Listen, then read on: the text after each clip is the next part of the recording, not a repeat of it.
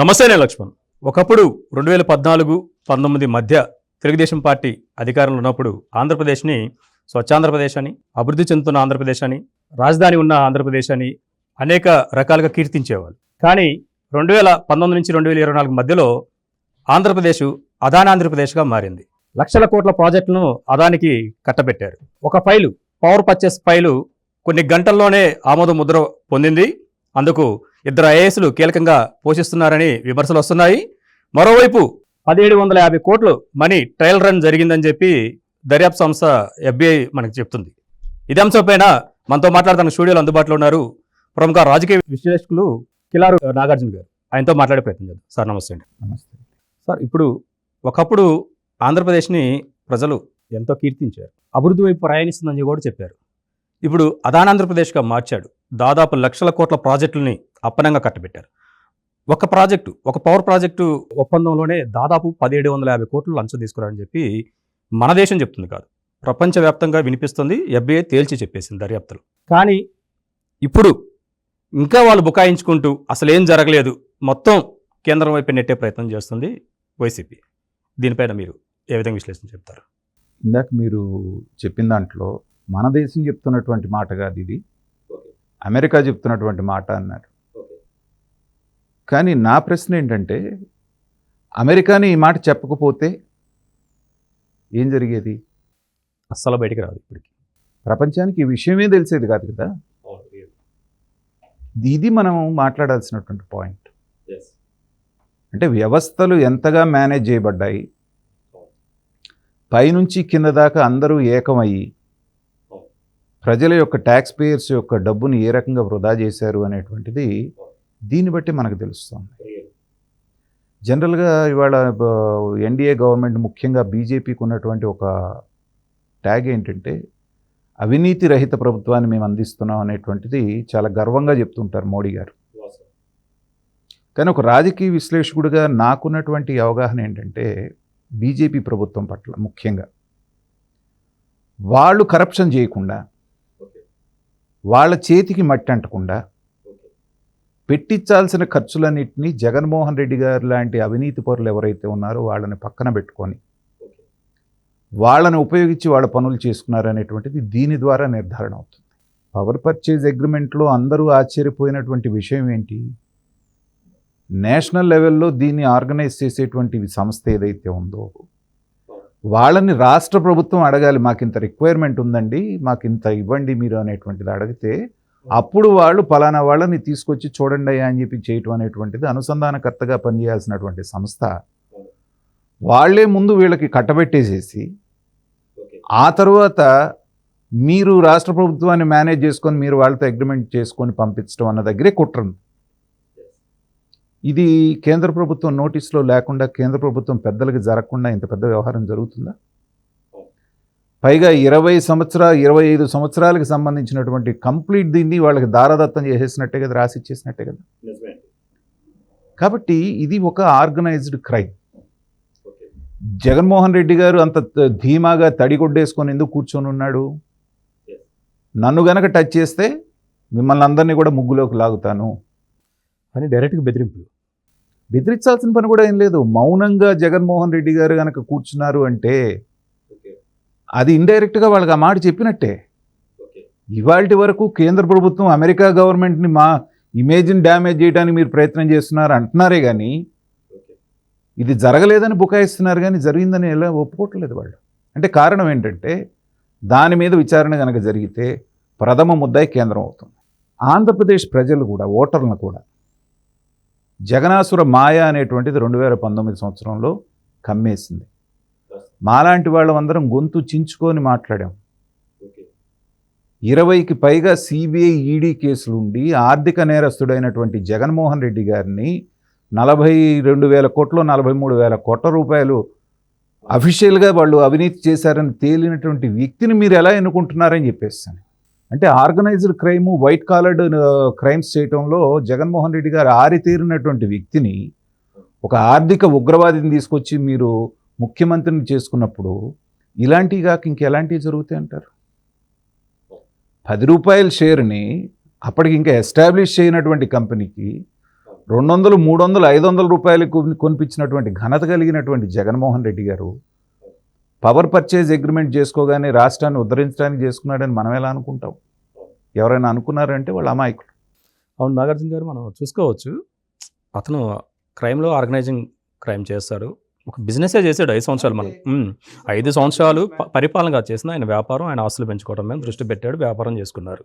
కానీ ఐఏఎస్లు కూడా, ఇంద్రపు శాఖలో ఉన్న 2 ఐఏఎస్లు ఇప్పుడు బాగా ట్రోల్ అవుతున్న, సోషల్ మీడియాలో ట్రోల్ అవుతున్న అంశం, గంటల వ్యవధిలోనే ఒక దస్త్రాన్ని రెడీ చేయించి దాని మీద ముఖ్యమంత్రితో సహా సంతకాలు పెట్టించి ఒప్పందం చేసుకోవటం, దీన్ని ఎలా చూడాలంటారు? దీన్ని ఎలా చేయటం అంటే ఇది వంశపారంపర్యంగా జగన్మోహన్ రెడ్డి గారికి వచ్చినటువంటి విద్య అంటాను నేను. గతంలో రాజశేఖర రెడ్డి గారు కూడా క్రెడిబిలిటీ ఉన్నటువంటి వ్యాపారవేత్తల్ని, క్రెడిబిలిటీ ఉన్నటువంటి మంచి ట్రాక్ రికార్డు ఉన్నటువంటి ఐఏఎస్ ఐపీఎస్ని ఎలా లొంగ తీసుకున్నాడో గతంలో చూసాం మనం. సత్యం రామలింగరాజు గారి దగ్గర నుంచి మ్యాట్రిక్స్ ప్రసాద్ గారి దాకా వీళ్ళందరూ కూడా చంద్రబాబు నాయుడు గారు గతంలో వాళ్ళ ఉన్నటువంటి టైంలో చాలా ఔత్సాహిక పారిశ్రామికవేత్తలుగా ఎదిగినటువంటి వాళ్ళు, ఒక నిబద్ధతకి నీతి నిజాయితీ కట్టుబడి వచ్చినటువంటి వాళ్ళు. వాళ్ళని రాజశేఖర రెడ్డి గారు అధికారంలోకి రాగానే పిలిపించి 2 ఆప్షన్స్ వాళ్ళ ముందు పెట్టారు. ఒకటి, నేను చెప్పినట్టుగా తప్పుడు పనులన్నీ మీరు చేస్తే మీకు సంపూర్ణంగా నేను సహకరిస్తాను. మీరు ఇవాళ కోట్ల రూపాయలు, 100 కోట్లు మాత్రమే చూస్తున్నారు. నేను చెప్పినట్టు చేస్తే 1000 కోట్లలోకి వెళ్తారు. నేను చెప్పినట్టు కనుక మీరు చేయకపోతే మీ వ్యాపార సంస్థలు మూసుకోవాల్సి వస్తాయని 2 ఆప్షన్స్ వాళ్ళ ముందు పెట్టాడు. సహజంగా మనిషి అనేటువంటి వాడు ఏ ఆప్షన్ తీసుకుంటాడు? ఎందుకంటే ఇందాక నేను చెప్పిన పేర్లు కలిగిన పారిశ్రామికవేత్తలందరూ పగలు రాత్రి కష్టపడి ఇటుక మీద ఇటుక పెట్టుకుంటూ కన్స్ట్రక్ట్ చేసుకొని వచ్చినటువంటి ఒక సామ్రాజ్యాన్ని అది ఊరికే కూలిపోతుంది అంటే దానికి తోడేం చేశాడు? ఇది ఫ్యాక్షనిస్ట్ మెంటాలిటీ ఇలాగే ఉంటుంది. నీకు ఇంతకంటే బెటర్ చేస్తున్నాను కదా, దీన్ని వదులుకోవటానికి నీకు ప్రాబ్లం ఏంటి అన్నారు. అన్నప్పుడు ఏంటంటే వాళ్ళందరూ లొంగిపోయారు. అలాగే శ్రీలక్ష్మి లాంటి డైనమిక్ ఆఫీసర్స్, ఎంతమంది ఐఏఎస్లు జైలుకి వెళ్ళారో మనం చూసాం కదా జమానాలో. మేము చెప్పినట్టు వింటే మీరు బ్రహ్మాండమైన పొజిషన్స్కి వెళ్తారు, ఏమైనా సంపాదించుకోగలరు, లేదంటే శంకరగిరి మాన్యాలు పట్టిస్తాను. ఇది రాజశేఖర రెడ్డి ఆ రోజున అనుసరించినటువంటి విధానం. దాని మూలాన వాళ్ళందరూ జైలు పాలయ్యారు, ఆఫీసర్లందరూ జైలు పాలయ్యారు. అలాగే జగన్మోహన్ రెడ్డి గారు అధికారంలో రాగానే తండ్రి అడుగుజాడల్లోనే, తండ్రి బాటలోనే వెళ్తూ మీరన్న ఐఏఎస్ ఐపీఎస్లను పిలిచి ఒక ఉదాహరణ సెట్ చేయడానికి ఏ రకమైన ఆధారాలు లేకుండా ఏబి వెంకటేశ్వరరావు గారు లాంటి నిజాయితీపరుడైన నా ఆఫీసర్నే తప్పుడు ఆరోపణలో గాల్లో పెట్టాడు. ఆ ఉదాహరణ చూపించి 2 మార్గాలు వాళ్ళకు సూచించారు. 20-25 సంవత్సరాలు చంద్రబాబు నాయుడు గారి పని అయిపోయింది, తెలుగుదేశం పార్టీ అయిపోయింది. 20-25 సంవత్సరాలు నేనే ముఖ్యమంత్రి. నేను చెప్పినట్టు తప్పుడు పనులన్నీ చేశారా, మీ ఇష్టం, మీరు సంపాదించుకోండి, నేను అడగను. నేను చెప్పిన పనులు మాత్రం చేయండి.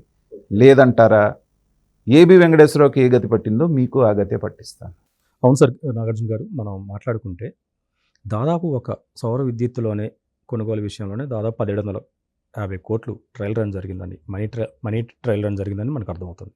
మరి పోర్ట్లు ఉన్నాయి, స్మార్ట్ మీటర్స్ ఉన్నాయి, పంప్డ్ స్టోరేజ్ విద్యుత్ ఉంది, హైడ్రా విద్యుత్కి సంబంధించి కూడా కొన్ని గిరిజన ప్రాంతాలను కూడా ఆక్యుపై చేసుకొని అక్కడ ప్రాజెక్టులు కట్టడానికి దాదాపు 2,78,000 కోట్లు రాసుకొస్తారు పేపర్లు వాళ్ళు. ఆ స్థాయిలో ప్రాజెక్టులు అందిస్తే మరి ఏ స్థాయిలో ఆ ముడుపులు ముట్టింటాయని మీ ఆలోచన? ఇక్కడ వీళ్ళననే కంటేనండి గుజరాతీ వ్యాపారస్తుల మనస్తత్వం ఎలా ఉంటుంది అనేటువంటిది మనం కొంచెం గమనించాలి. ఇప్పుడు ఈ అదానీ అనేటువంటి వ్యక్తి ఎవరి గురించి అయితే మాట్లాడుతున్నారో, ఈ దెబ్బ గనక అతనికి తగలకపోతే బ్రిటిష్ వాళ్ళు కనుక ఏ రకంగా వ్యాపారం కోసం మన దేశానికి వచ్చి వాళ్ళు మనకు ఎలా అయితే పాలకులయ్యారో అదే ధోరణిలో అదానీ అనేటువంటి వ్యక్తి 10 సంవత్సరాల క్రితం అదానీ అని మీరు కానీ నేను కానీ విన్నామా? కేవలం ఈ 10 ఏళ్లలోనే భారతదేశంలోనే అత్యంత ధనికుడు ఎలా అయ్యారు? 2 తరాల నుంచి చేస్తున్నటువంటి అంబానీలనే దాటేసి ఎలా అయ్యారు అంటే ఏంటంటే సామధాన భేద దండోపాయాలు ఉపయోగించి అన్నిటినీ వ్యవస్థల్ని చెరపట్టి ఎవరిని ఎలా ప్రలోభాలు పెట్టాలో అలా పెట్టి అన్ని రకాల కాంట్రాక్ట్స్ దక్కటం అనేటువంటిది ఈ రాష్ట్రం ఆ రాష్ట్రం అని కాదు. ఇవాళ బయటపడ్డది కాబట్టి మన రాష్ట్రం గురించి మనం మాట్లాడుకుంటున్నాం, జగన్మోహన్ రెడ్డి గారి గురించి మాట్లాడుకుంటున్నాం. కానీ అలాంటి ప్రయోగాలు ప్రతి స్టేట్లో చేస్తున్నారు. దీనికి ముఖ్యమంత్రులు కానీ, లేకపోతే మంత్రులు కానీ, లేకపోతే ఎమ్మెల్యేలు కానీ, లేకపోతే ఎంపీలకి ఎవరికి టికెట్లు ఇస్తున్నాం అనేటువంటిది కూడా ముఖ్యం. వ్యాపారస్తులు, రియల్ ఎస్టేట్ వాళ్ళు, లేకపోతే మిగతా దాని నుంచి వచ్చినటువంటి వాళ్ళు వ్యాపారంలో ఒక స్థాయికి వచ్చిన తర్వాత నెక్స్ట్ ఏంటి, మనం చేసే తప్పుడు పనులను కప్పిపుచ్చుకోవడానికి అధికారం కావాలని వాళ్ళే ఎమ్మెల్యేలు, వాళ్ళే ఎంపీలు, వాళ్ళే మినిస్టర్లు అవుతున్నప్పుడు ఇంతకు మించింది మనం ఎలా ఇది చేస్తాం? ఈ వ్యాపారస్తుడికి ఇంకో వ్యాపారస్తుడు వచ్చి ఒక ఆఫర్ ఇచ్చాడు. ప్రజలకి మేలు చేసేటువంటి ముసుగులో ఏమన్నారు, చంద్రబాబు నాయుడు గారు విపరీతమైన రేట్లకు ఇచ్చేసరి నేను రివర్స్ టెండరింగ్ ఇస్తున్నాను కాబట్టి ₹2.49 ఇస్తానన్నాడు. కానీ ఆ రోజున ₹1.99 కూడా అవైలబుల్గా ఉందిగా. నువ్వు నిజంగానే ఇంకా ప్రజల సొమ్ము కాపాడాలంటే ₹1.99 ఇస్తానన్నాడు. ఎందుకు ఇవ్వలేదు? ఎందుకు ఇవ్వలేదు అంటే వాడు కిక్ బ్యాక్స్ నీకు ఇవ్వడు కాబట్టి. ఇతను మొత్తం మీద 2,000 కోట్లు చిల్లర కోట్లు ఆయన పంచితే జనానికి 5 రాష్ట్రాలకి, నీ ఒక్కడికే ₹1,750 కోట్ల మేజర్ షేర్ నీకు దక్కింది కాబట్టి వాళ్ళు నీకు బ్రహ్మాండంగా అనిపించారు. పైగా బుకాయింపు ఏమంటారు, దేశవ్యాప్తంగా ఉన్నటువంటి యావరేజ్ తీసుకుంటే మేము ఇంకా తక్కువ కొన్నాం. ఇది ఒక పనికి మాలిన వాదం. కాబట్టి ఇవన్నీ కూడా మనం కనుక తీసుకుంటే ఆర్గనైజ్డ్ క్రైమ్ అన్నాను చూసారా. సో వ్యాపారస్తులు కలిస్తే వ్యాపారస్తుడు ఉన్నాడు, ఇక్కడ ముఖ్యమంత్రిగా ఇంకో వ్యాపారస్తుడు ఉన్నాడు. వీళ్ళ మధ్య జరిగినటువంటి లావాదేవీగానే దీన్ని మనం భావించాల్సి ఉంటుంది. ఇది మొత్తానికైతే అభివృద్ధి ఆంధ్ర వైపు ప్రయాణిస్తున్న ఆంధ్రప్రదేశ్ని అదాని ఆంధ్రప్రదేశ్గా మార్చిన ఘనత జగన్మోహన్ రెడ్డి గారిదని చెప్పి నాగార్జున గారు చెప్పిన విశ్లేషణ సవివరంగా అర్థమవుతుంది. మరొక అంశంతో మళ్ళీ కలుద్దాం.